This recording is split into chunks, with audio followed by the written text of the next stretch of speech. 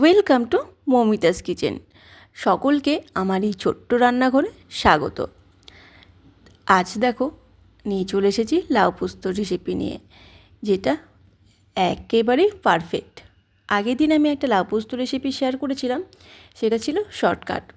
আর আজ যেমন সকলেই বানিয়ে থাকে ঠিক সেইভাবেই আমি লাউ পোস্তটা শেয়ার করব। তাহলে পুরো ভিডিওটা দেখতে থাকো আমি কিভাবে বানাই লাউ পোস্তটা। এখানে দেখো একটা লাউ নিয়েছি, বেশ বড় সাইজের লাউটা। আর লাউ পোস্ততে কিন্তু আমি আলু দেব। তোমরা যদি আলু পছন্দ না করো তোমরা না দিতেও পারো, স্কিপ করতে পারো।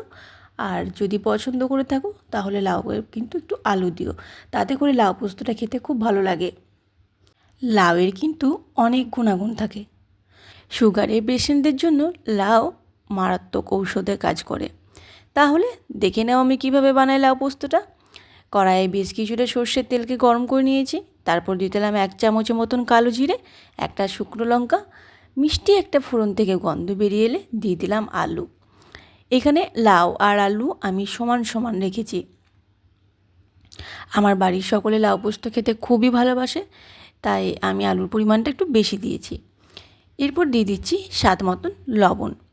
লবণ দিয়ে আলুটাকে বেশ ভালো করে নাড়াচাড়া করে একটু ঢাকা দিয়ে ভেজে নেব।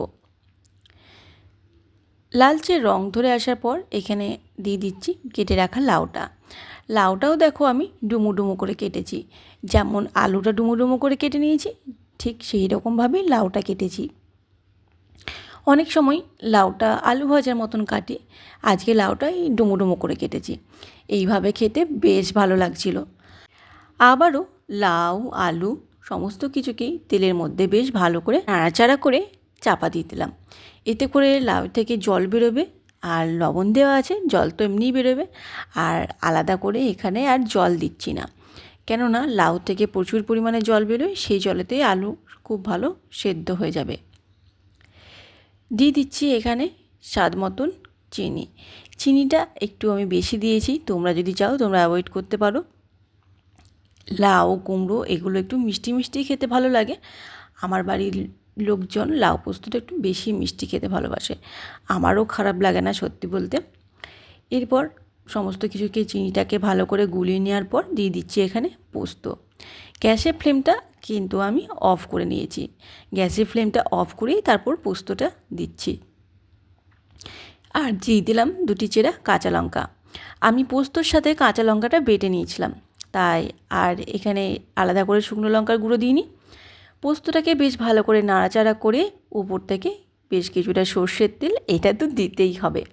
সর্ষের তেলটাকে দিয়ে আবারও বেশ ভালো করে মিশিয়ে নিয়ে এটাকে ঢাকা দিয়ে 5 মিনিটের জন্য রেস্টে রেখে দেব। তাহলেই রেডি আমাদের লাউ পোস্ত। গরম গরম ভাতের সাথে পারফেক্ট। আর এই প্রচণ্ড গরমে এর কোনো তুলনাই হয় না। তাহলে কেমন লাগলো আমার আজকের রেসিপিটা অবশ্যই কমেন্ট করে জানিও। আর আমার ইউটিউব চ্যানেল থেকে ভিডিওটা দেখলে চ্যানেলটা সাবস্ক্রাইব করে দিও, আর ফেসবুক থেকে দেখলে পেজটা ফলো করে নিও। আর ভালো লাগলে একটা লাইক করে আমার পাশে থেকো। আর তোমাদের ওই সুন্দর সুন্দর কমেন্টগুলো আমাকে খুব উৎসাহিত করে। ভিডিওটা দেখার জন্য অসংখ্য ধন্যবাদ।